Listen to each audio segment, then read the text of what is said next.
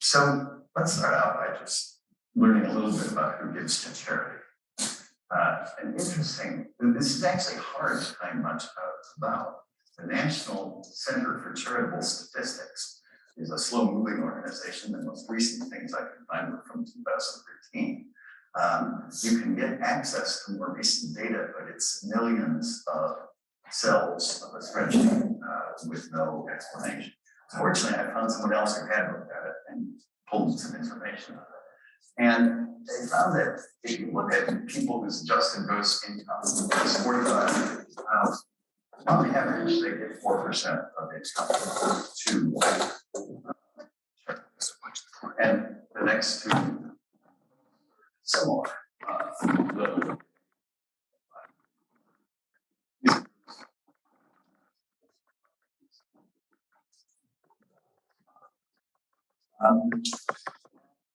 Just need to ask ourselves as we go up and they start going up faster here.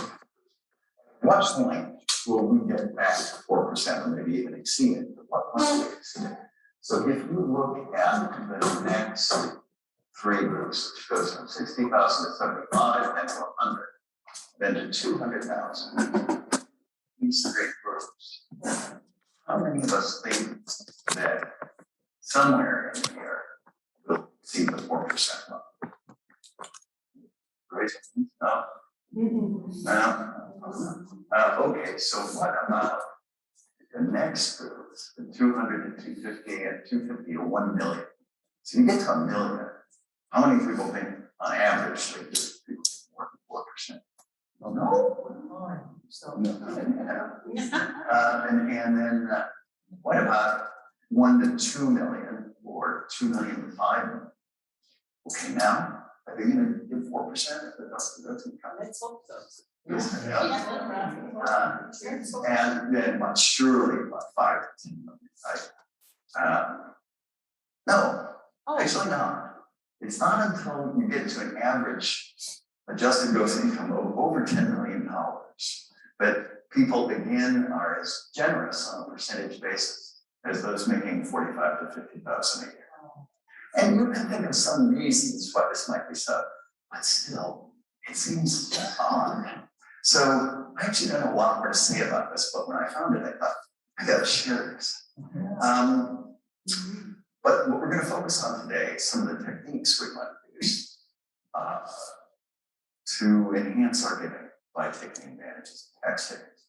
And we've got all of these possible approaches. Everyone is familiar with the notion that you can get itemized deductions for your charitable contributions. And we also, of course, know that if we wind up taking a standard deduction, somewhere in there is a notion that some of our expenses that are covered by the standard deduction might include our charitable expenses. So either way, you're getting a tax break for your giving. But you can supercharge this, as we'll talk about at some length, by using qualified charitable distributions. Now, in a young crowd like this, I have to say, some of you are going to have to wait a while before you can use this, because you got to be 70 and a half at minimum to use Qcds. But hang in there, you'll make it eventually. And then you should really, yes. You say 70? 70 and 1/2 years old. Which you might, there are reasons you might think it's 72, but it's 70 and 1/2. Then we're going to talk at less length about approaches that are available to people of any age. And that includes alternating, itemizing, and standard deductions in different tax years. And we'll see why this might work to your advantage. Also, we'll talk about donor advised funds, and that works out even better for the charities than the alternate years approach, but well for you as well. And we'll talk about getting appreciated assets. And there are other techniques that are available that we won't talk a lot about, including private foundations and charitable major trusts. So we're going to focus on things that are in bold. Now, first, this try to go quickly through a few basic facts that I think probably we're all really familiar with. We know like individual retirement accounts. Basically, an earner opens an IRA account with a brokerage or bank, makes regular deposits to it. In many cases, in a traditional IRA, they'll make deposits that will be exempted from tax. That is, you earn $60,000. You put $6,000 into your IRA. That's $6,000 may be subtracted from your income for tax purposes. You will eventually pay the tax because you are required to eventually take money out when you're of the appropriate age, and then you'll be taxed. You'll be taxed not only on the amount you put in, but on all of the earnings that it accumulated over the years. So these are ordinary distributions, we call them. It's more natural for us to think about them as withdrawals. But if we could get used to using the term distribution, that will be convenient, as we'll see in a minute. So they're subject to tax unless it's a Roth IRA. And we're not going to talk a whole lot about Roth IRAs, but because we've all heard about them, and it's important to keep in mind the difference between a Roth IRA and a traditional IRA. We'll just briefly cover some of the high points on the Roths. There, you don't get a tax deduction for the amount you put in. You pay tax on it at the time you earn it, and then you put whatever you want in up to $6,000 a year into the Roth. And it grows over a period of time, and then you're not required to take it out of it. It's a great deal. In fact, you can die with that Roth, and your heirs will be required to take it out 10 years later. But they won't have to be taxed on it either. It used to be heirs could if they wanted, just leave it there, leave it for their heirs. But the IRS doesn't want to see these Roth accounts growing through multi-generations, the huge piles of money that will never be taxed. Well, sorry, they want it to be taxed when they withdraw it, but you're likely to do something with it that might lead to income that will be taxed. You might put it in an ordinary brokerage account. There are a few little twists, like although you can't take, in both cases, you can't take money out, both a traditional IRA and a Roth. You can't take out the earnings. Actually, in the traditional, you can't take out any money until you're 50 and a half, except under rare circumstances where you're in deep financial trouble. And those are all specified, but let's try to avoid that. Yes? Would SEP IRAs be another type? Yes, SEP IRAs and simple IRAs are kind of like traditionals, except you can put a lot more into them. So you can build a big fund because you can give more than $6,000 a year. And they're appropriate in many cases for individual proprietors, small business owners. But in other respects, and for the kind of things we're going to be talking about, tax advantage giving, they work like a traditional IRA. You can do some of the same things with them. What about mandatory? Those are called required minimum distributions. And thank you for that question. We'll be talking about that in just a second.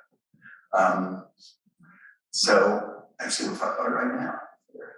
You must begin distributions by age 72. A few years ago, you had to begin distributions by age 70 and a half. They changed the rules last year. And the amount that you have to withdraw is based on your life expectancy.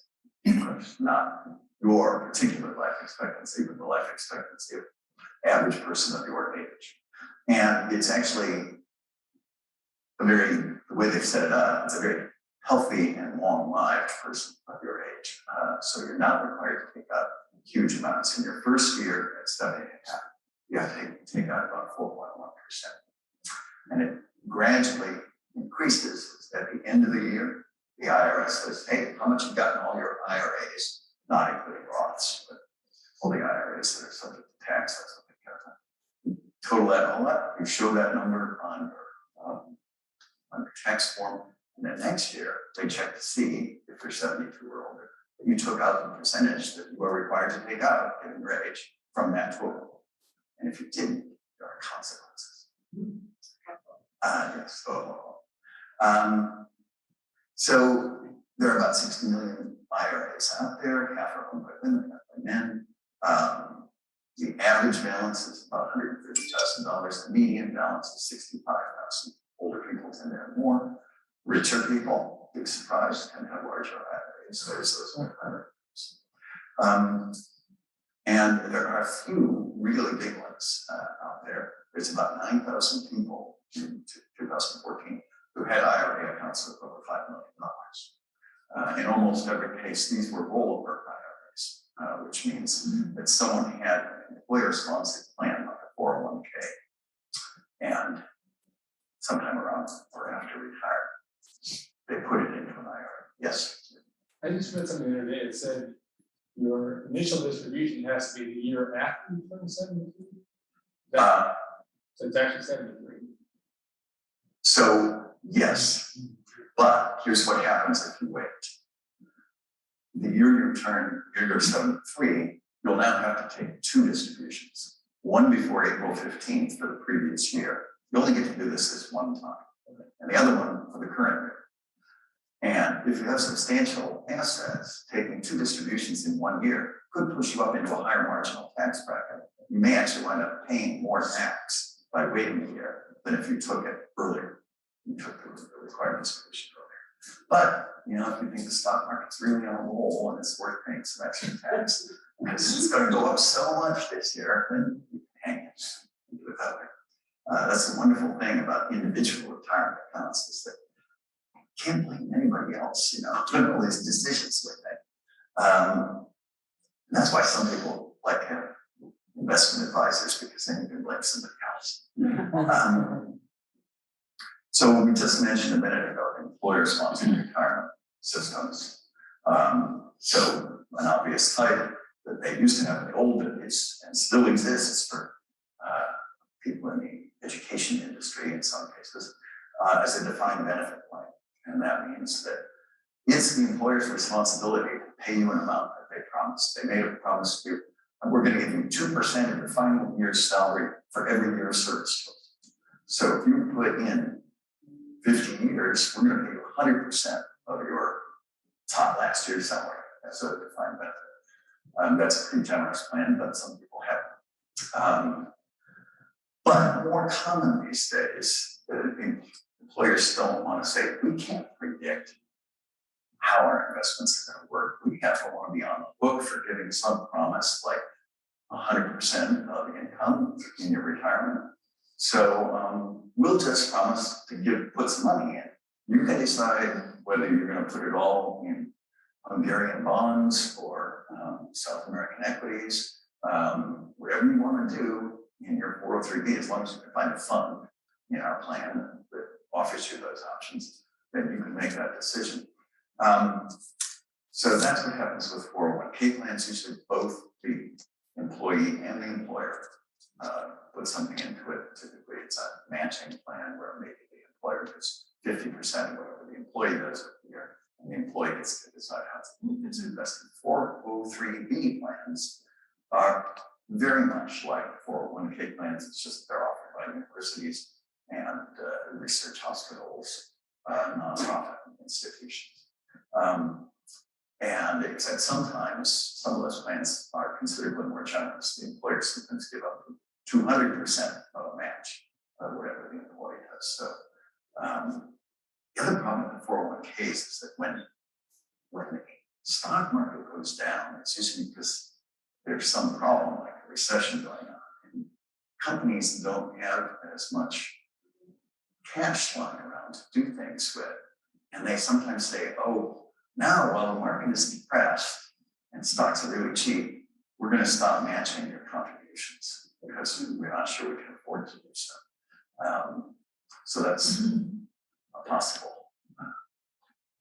negative. Retirees often transfer these things into IRAs where they can get more control, where they can more easily work with a financial advisor if that's what they want to do. And so we're going to talk mostly about IRAs here, but that doesn't mean that you can't necessarily use some of these same techniques, even if you stay in a 403b or 401k. And I'll give an example of that. I was surprised to learn that every year you look at the money coming into all the IRAs, 4/5 of it is coming from rollovers. And I guess it sort of makes sense. There are regular your annual contributions that by law are at most only $6,000 in a standard contributory IRA. Well, 7,000 if you're 50 years old. But a rollover may have an account that's been accumulating for decades, so it could be very large. But anyway, that's where the dollars come from. Now, if we just think about the contributory type and how it might grow over time, someone who puts $6,000 in at the end of every year for 40 years could wind up with almost $1 million. And that's a real $1 million.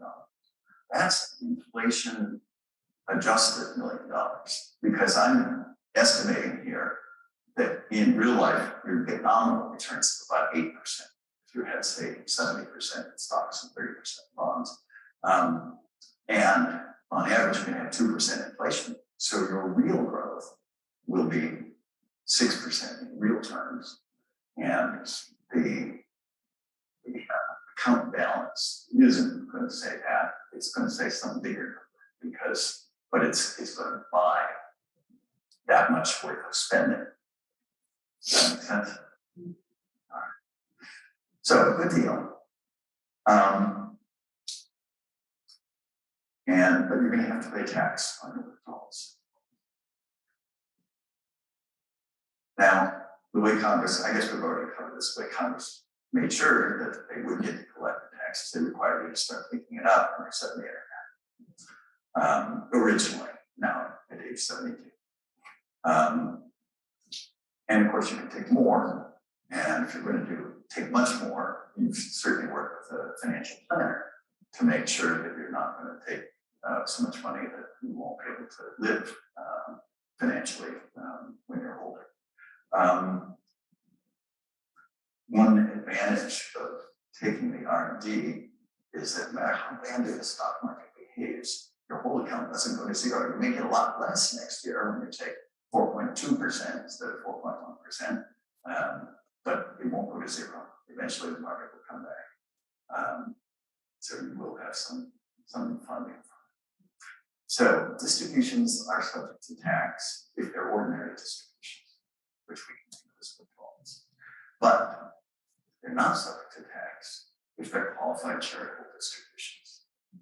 So for QCDs. So what's a QCD? A QCD is a direct distribution from an IRA to a charitable organization. Do not pass go. If you take that money out, it's an ordinary distribution, put it in your checking account, then you write a check and you say that's a QCD. The IRS says that's not a QCD. You pass through your hands. You can't do that. But so one approach you can take is you tell your Schwab or Fidelity or your IRA. So they please send every month a $300 check to the Manhattan Beach Community Church out of my IRA. And they say, okay. So if you're going to do that, then and that's, you've got enough in the account, but you are supposed to take a lot more than that to meet your minimum required distribution. You just take out 300 less than the amount you're required to take out for your own use. And that's the part that you pay taxes on. Now, I'm going to give you a little warning here from personal experience. You're going to do this. There can be problems. So I don't like to write estimated tax payment checks. It really bothers me. I would much rather never see the money going into my account than I write a big check 4 times a year, estimated taxes. So what I like to do is to say to Schwab, withhold X% for the feds and Y% for the state when you deposit money directly to my bank account. And the problem is, you can't tell them, do that when it's deposited in my account, but don't take it out if it goes to a charity. So big surprise. I mean, the first time I tried to do this, and they sent the charity an amount which was what I said minus X plus Y. In other words, they withheld the tax and sent it off to IRS in California. But there's an easy way out of this. Do your own distributions by telling them to do this directly. For the others, what you really want to do is say, give me a checkbook. And you won't take tax out of it. There's no way you can take tax out of a check that I write and somebody deposits. So they won't take that tax out. The charity will get the whole amount, and you won't wind up owing the tax on that because it's a charitable distribution. So I recommend you get a check. You do need to get receipts from the charities because the IRS is someday probably likely to ask, yeah, are you really giving that much away? And we see this receipt and that receipt. So don't lose them for a few years. Now, I've been talking all along here about doing these distributions from an IRA. Last fall, I was working on a real early prototype of this slide deck. And I was talking to a friend who I had worked with for 30 years at USC and who had retired about 2 years earlier, about 2 years earlier than I did, so I guess 5 years ago. And he was interested. I sent him the slide deck. He said, thank you. Let me see if I can use that. And then in February of this year, I saw him, first time we've been vaccinated, I think. We've just been vaccinated, we got together. He said, I really want to thank you for telling me about this. I don't have an IRA though, but that's no problem. I have a 403B run by a TIAA crowd. And I called them on and said, I'd like to do a charitable distribution. And they said, we can do that, no problem. Tell us how much. And then I assume you want us to distribute a little less to you, right? And he says, that's right. So there's more than one way to do it. So when I say IRA, be aware that it's possible that your plan administrator, your 403B plan, may also be included something like this. So is this really beneficial to you? Is it better than having an itemized deduction? In some cases, it's a lot better than having an itemized deduction. Or so it seems to me. See what you do. Many people have stopped itemizing on their taxes because the tax law changed, which we'll go into.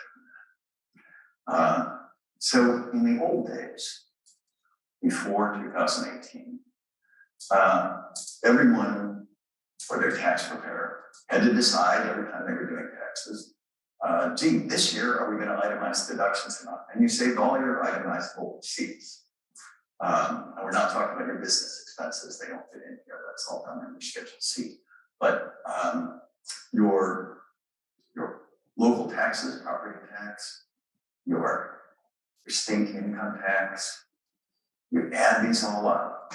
Your mortgage interest, you're paying mortgage interest, your charitable contributions, maybe your medical expenses if you have the misfortune of having to spend over 10% of your income on medical expenses. Hopefully that doesn't happen every year.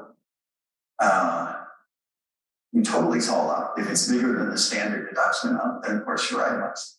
If it's less, then you take the standard deduction because you get a bigger deduction. So one thing that really changed was that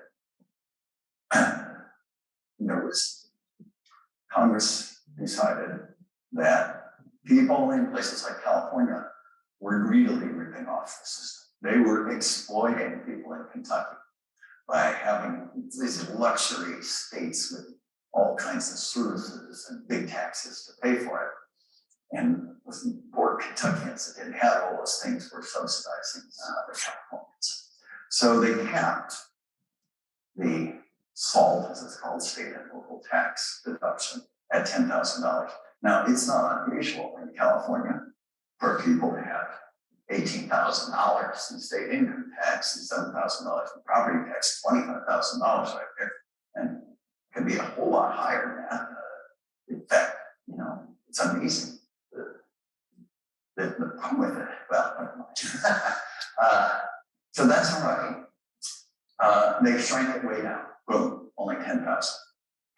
And the other thing they did, the second big change, was that they increased the standard deduction.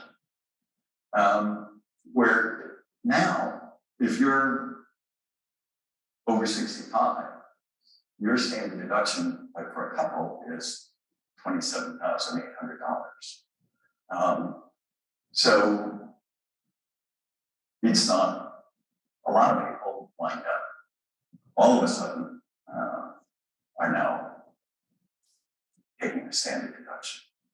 All right. Are they all destitute because they can't, they're paying so much tax? Because no, it turns out the other thing they did was they essentially lowered tax rates on the first $100,000 of income considerably. So a lot of people wind up actually bringing more home, even though they're not getting the whole state and local tax deduction that they did before. Some people, that's not true with everybody. So, we're really two groups here. Man, this thing killed us. One group, and the other group says, I'm doing all right. And that's how things go when government gets involved in our pocketbooks. Some people win and others lose. But if we want to have government do good things, they're going to need some funding. All right. So if you use the qualified charitable deduction, essentially your income goes down. It's not like you first got the income and then you subtracted out the deductions. No, instead, your income without the QCD is going to consist of your required minimum distribution, or maybe more if you want more, and all your other income from Social Security, pensions, investments, so on. And so your total taxable income is going to be R&D plus other. Now, if you take out some of that money as a QCD, then now, in your total income is going to be R&D minus QCD plus other. So your income goes down by exactly the amount you gave QCD. And that means that your highest taxation level doesn't apply to that QCD where it would have before. Now, how much less tax? Well, it's going to depend on what the marginal tax rate is. It's going to be 10, 12, 22, 24, 32, 35, or 37%. And maybe next year, if some current planning goes through, 39%.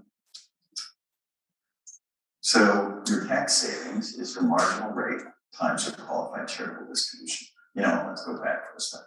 Oh no, it's not. Quick question. Yes. I assume the QCD is not a deductible charitable deduction.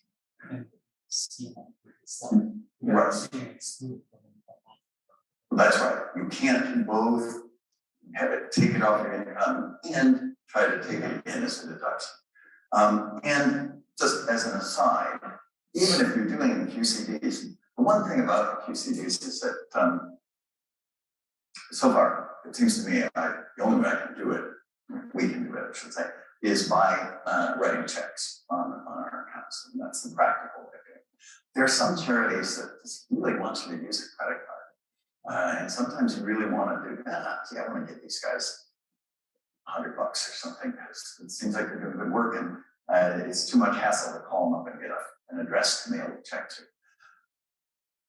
As part of our response to COVID last year, they said, well, everybody who's taking a standard deduction, if you are giving some money to charity, you can also take another $300 off for your charitable if it's 300 or more. This year, each person in a couple can do that. So, and a married couple can take $600 off this year. This is not better for you than taking a QCD, but sometimes it's convenient to use a credit card or something to give a charitable donation.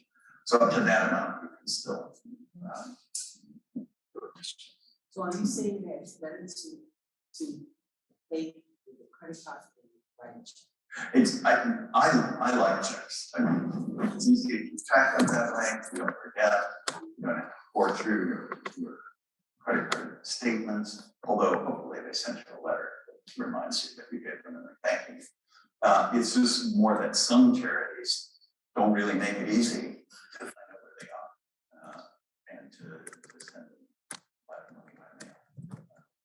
They want to do it there. Mostly they like to do it with the credit card, so they can say, don't you want to give monthly?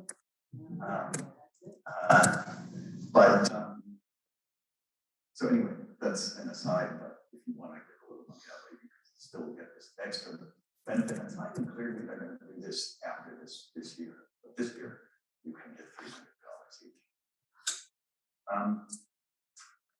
Now,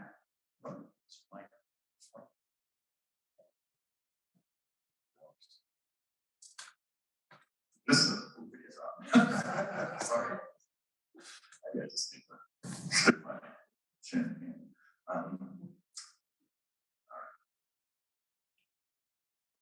So, one of the things you could do with some of your savings is give more to charity. Because you're still getting your full standard deduction. You felt okay before giving some money, knowing that the standard deductions are covering the cost to your charity. Well, even when you're taking all the money off the top from your income, you still get the $27,800 of a standard deduction. So there's more in your pocket because you gave the charity without paying tax. The amount in your pocket is the amount you gave to the QCD times the marginal tax rate.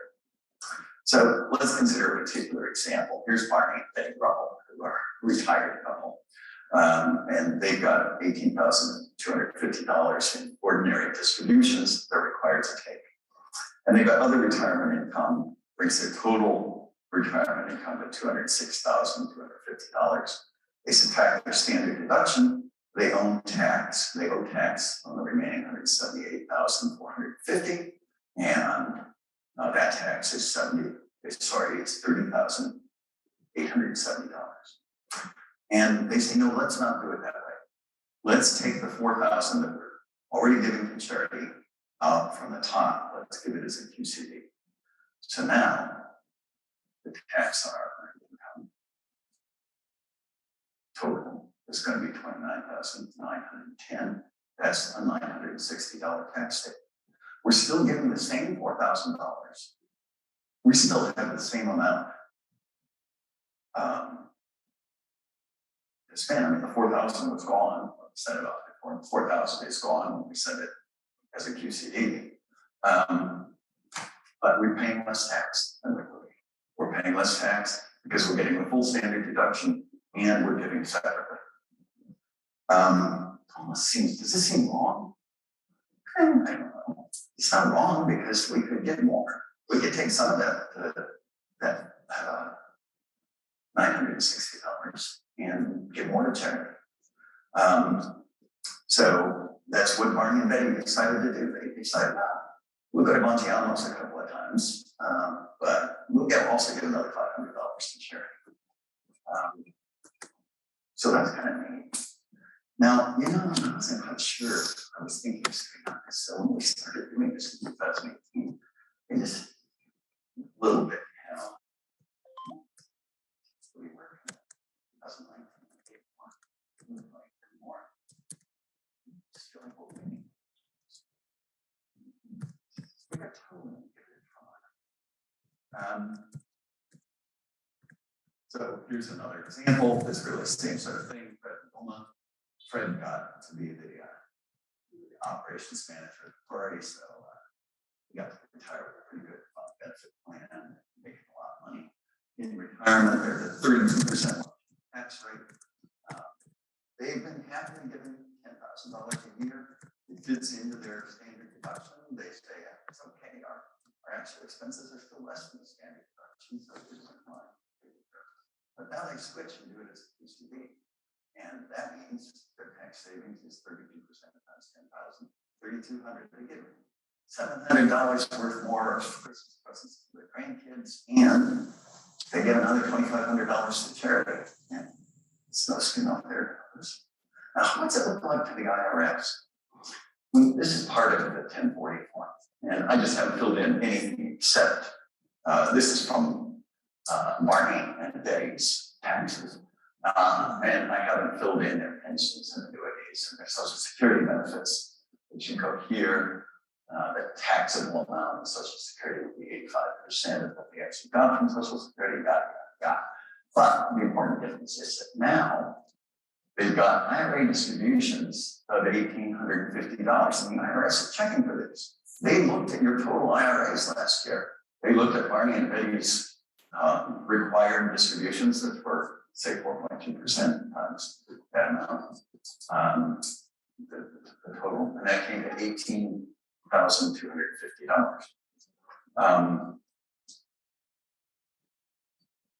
But here is the taxable amount of distribution. This is all the IRS limits from it. It's weird. It's just like a special line for Qcds. It disappears in between this cell and that cell. And to explain to the IRS what you're doing, you put QCD in this little blank space here. And they say, oh, QCD, that explains it. Well, if we're suspicious, we'll ask them for the receipts. So that's very straightforward. And easy. Look how easy that was. We've done it. Now, sometimes I said, it really makes sense to use a QCD, especially if you're taking a standard deduction. Some people are so generous that even though they would otherwise be in a standard deduction, they give a whole lot. And it's enough to push them up over the standard deduction level. So, would it make any sense for them to take a QCD? Oh, would it ever? Look, they're going to get the full $27,800 standard deduction. And they're going to take this is a big amount, I know what it is.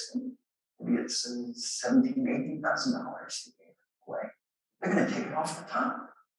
Their savings are going to be their marginal tax rate times that whole $18,000. So, some of you are probably already using QCDs, but you may not have been aware of how good they are for you.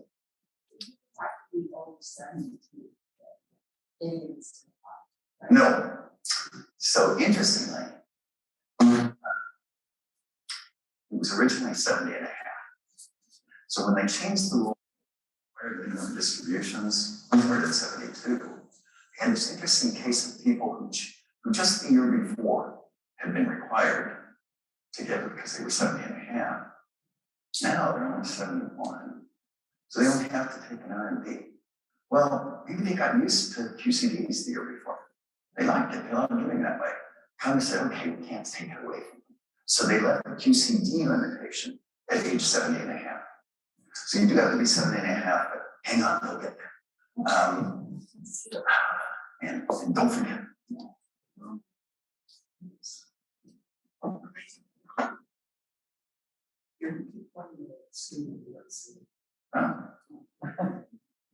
It kind of disappears when it hits the white. Sorry. All right. Now, there's a few little things to watch out for. I won't belabor it, but you might as well not experience nasty shock. One thing you don't want to do is make late in the year the qualified charitable distributions. So here's a favorite charity, NBCC Social Action Board, the Christmas fair. So here's a check that was written on December 15th of 2019, and it was deposited on December 31st. And this is no problem for an ordinary check. That's not a QCD. The charity, like Red Cross, sometimes you send them a check in November and they don't get around to tossing it until January. And that's fine if it's an ordinary check, but the day you write the check and you date it, that's what matters for an ordinary tax deductible contribution. But for QCD, money, especially if you need it to meet your required minimum distribution, it has to actually leave your account in the year that you're supposed to do it. So in this case, Schwab only look at that posting date up there, and this will show up. The posting date is the 2nd of January. Long year. And it's expensive because you have to pay a penalty of 50% of the amount of R&D that you did not distribute. Plus, you have to distribute it the amount that you're supposed to, and you have to pay taxes on it, even though maybe you already got to the charity.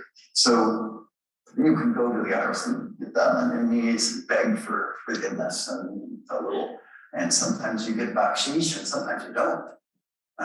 So Schwab tells you, just make sure that you're giving a charitable distribution to somebody who will actually deposit it well in advance.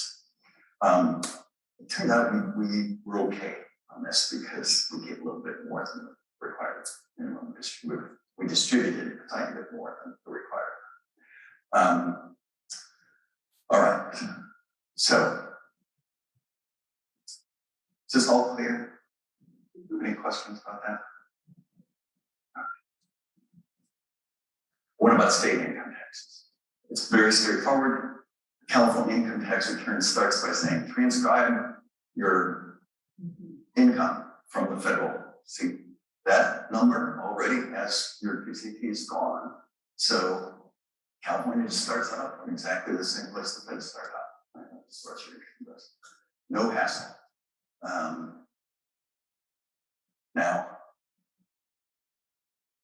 what are the penalties? Well, I already covered this. These are the penalties for late PCTs. Fred and Wilma Flintstone contributed the last $1,000 of Fed's annual R&D to a charity in mid-December. It didn't wind up getting taken out of his account.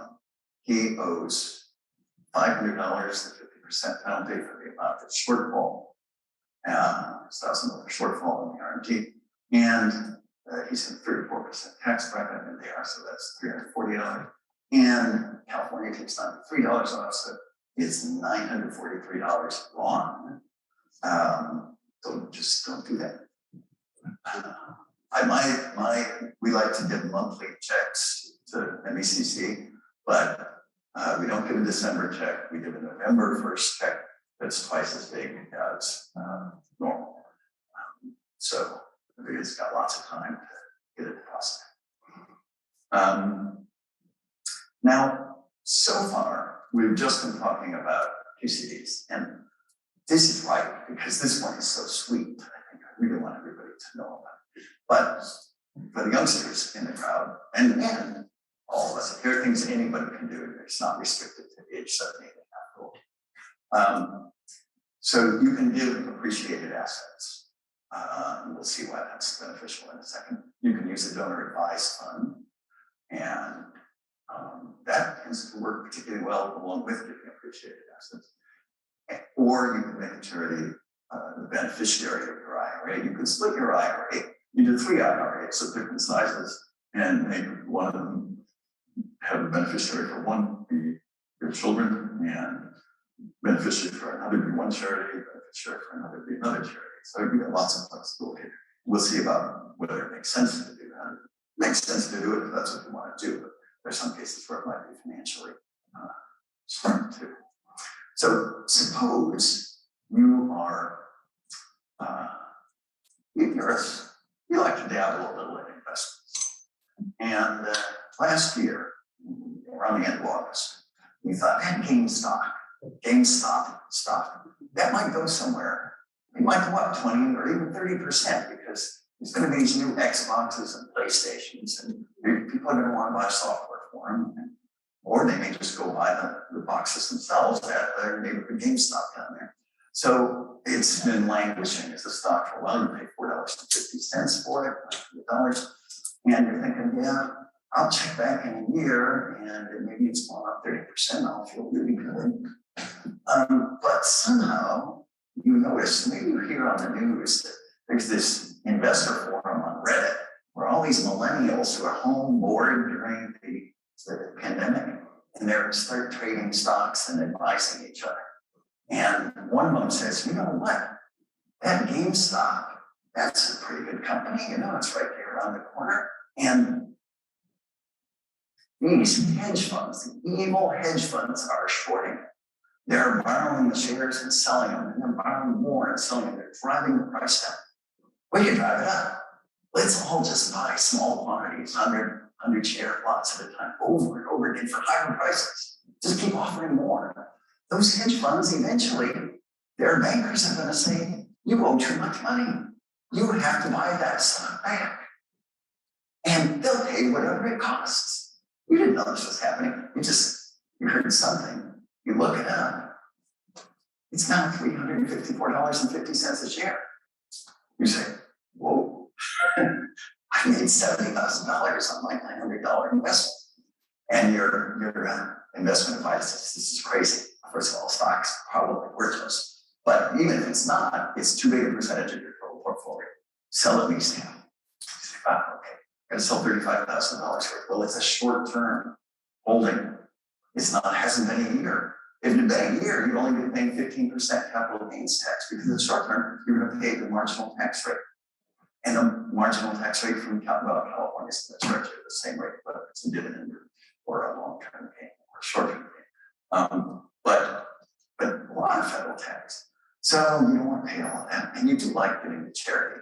So you could give it to a charity. Gosh, that would drop my account balance quite a bit. Maybe you want to give the whole 35,000, the whole 50% of your position. Maybe you just do 20% and sell 30%. Now, when you give it to charity, let's say it's a bigger chunk of money than you would ordinarily give, you might want to say to the charity, this isn't going to happen again next year. In fact, I've reduced my assets by giving you this money, and I'm going to have to build them up a little next year, so make this money last for 2 years. Charities say, man, we like money every year. We get paid well, got to eat every year and stuff. So that brings up the possibility of donor advised funds. A donor advised fund used to be, for many years, there's only one donor advised fund I've heard of. Some Jewish donor advised fund, and now everybody's got one. Schwab has one, Fidelity, Vanguard, many other outfits I've never even heard of. And that means that if you're a customer, I'm so sorry I did that. If you're a customer of one of these companies, you can make a gift to a donor advised fund, and that's going to be a charitable deduction. You can make a big gift, and you'll get that big gift off that year. Now, it's not a QCD, you don't have to take it off the top, but it may well push you up along with your other deductions, may push you up well over the standard deduction. So now you're giving money that you can take an itemized deduction on. And then next year, maybe you're not going to give so much, so you will have the standard deduction. Maybe the next year after that too. But you take care of your favorite charities over this period of time, whatever it is, by telling the donor advised fund who to give the money to. You advise them. I advise you to give this to Manhattan Beach Community Church, and do the same thing against next year and the same thing after that. And they'll say, we'll take your advice. It's a 501c3 organization. That's what we're looking for. So no problem. So this is a lot nicer to charities than alternately giving a lot and then not giving anything at all. The other thing is, these funds are actually invested in market instruments. Sometimes they go up. Maybe on average they go up. So you may be able to do more in succeeding years because it's earned. Let's consider the young couple, they're 50, Pebbles and Van Flintstone problem. They are too young for Qcds. And they've been giving $6,000, they're doing well, they're giving $6,000 a year to charity. This with their other deductions amounts to a little less than the current standard deduction. So every year, this is what it looks like. They say that's okay. You know, I got the standard deduction, it's helping me give to charity. But they say, no, let's use a donor advised fund. Let's take $12,000 out of savings. Add it to this. Add it to the regular $6,000 that we did the first year. Let's give $18,000 to the donor advised fund. Boom, pushes us up over the standard deduction limit. We get itemized taxes, and that gives us, what's it look like? Maybe about $11,000 of extra giving that year at our marginal tax rate. That's going to be a big savings. And then the next 2 years, we take the standard deduction and we make the gifts. We advise the fund to make the gifts to NBCC, LA Food Bank, all our favorite charities.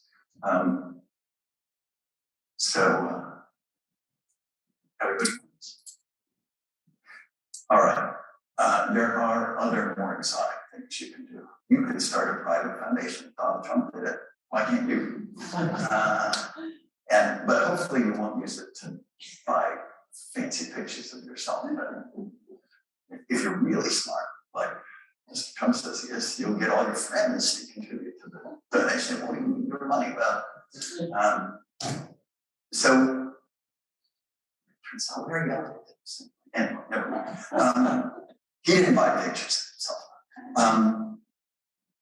So a charitable remainder trust is a thing where you hand a pot of money. Pam's did this. They had worked for a long period of time for University of California, Riverside. They had a particular interest in a project in the library. They left some money to the university, and they did it through a charitable remainder trust because they wanted some income too. They wanted to give up the income from that thing.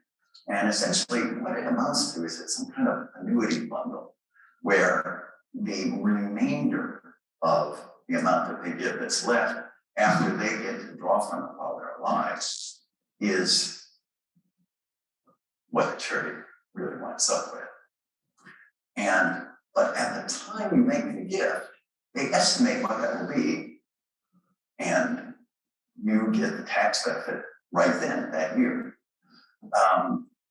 So this works out especially well if you can fool the insurance tables who live forever, because they have to keep paying you and you got that charity.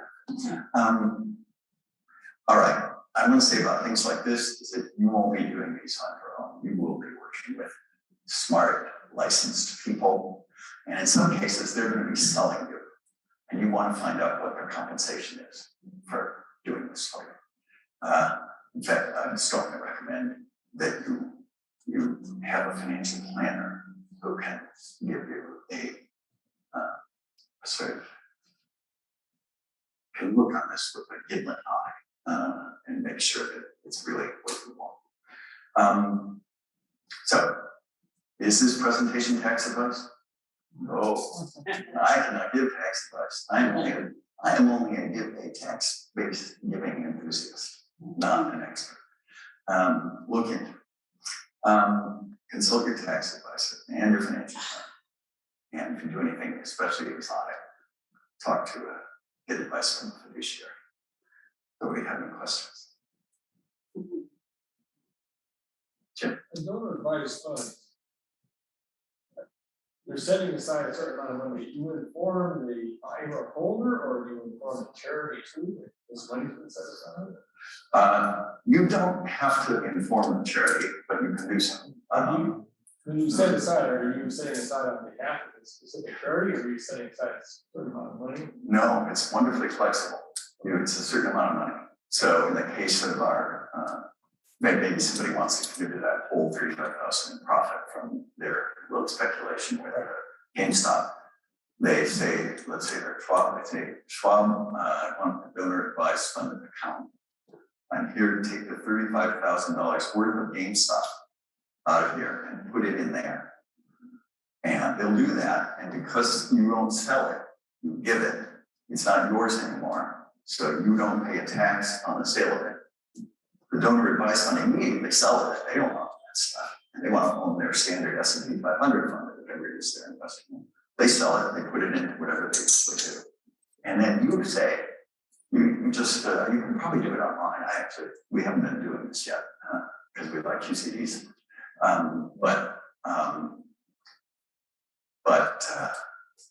You can direct them. And you don't have to plan it all in advance in the year. You don't have to. In fact, here's an interesting little problem with donor advised funds that it's just a matter of behavior. It turns out most people on average distribute about 20% of their donor advised fund balance every year. In some cases, it's growing enough so that this winds up being a lot more than 5 years. Other people don't distribute anything. They don't forget to. They got this huge tax benefit. And it's not their money. They can't do anything with it for themselves. But they don't give it to the charities either. So the purpose of charity is completely voided. I imagine that when they die or something, the charity, they probably distribute it to whatever's on their list of good charities. We could look into what actually happens there. But so anyway, give it away. If you're going to put it, you can get the tax benefit right away, but do also please avoid the money. And you don't have to decide in advance who it goes to. You can't give it to Joe Schmo, who wound up in terrible trouble with his house. It has to be a 501c3. But that's an advantage of a private foundation. If you have a private foundation, you can give it to Joe Schmo, although there may be some paperwork. So your income is rocking in 5 years. Right. That's a great tool. Set aside more money the next 5 years, you have it there, so you can support the charity with that for Exactly. crops. Yes. If you're gonna retire or whatever, you're. Yes. Exactly. Planning that's A wonderful planning tool for people who are retirement or. Income, you know, it's been wrong. fund it up while you've got the income and then distribute it when your income stops. That's a good idea. Mentioned there was a minimum contributions from a donor advised fund. Different donor advised funds have different rules. Fidelity says you cannot distribute less than $50. And you must distribute at least $50 once every 3 years. Ooh, big ooh. Vanguard, where it says the minimum contribution from your donor advised fund is $500. So you just have to shop around and find the one that makes sense for your plan, your giving plans. Is that the point you were making? Thanks. Yes. In case you didn't know, you should know that Ellen is also the chair of our new chair of our school. For the church. You know, everybody else is doing all the work, so Ron's been doing great things. Okay. Any other questions? Good information. Thank you.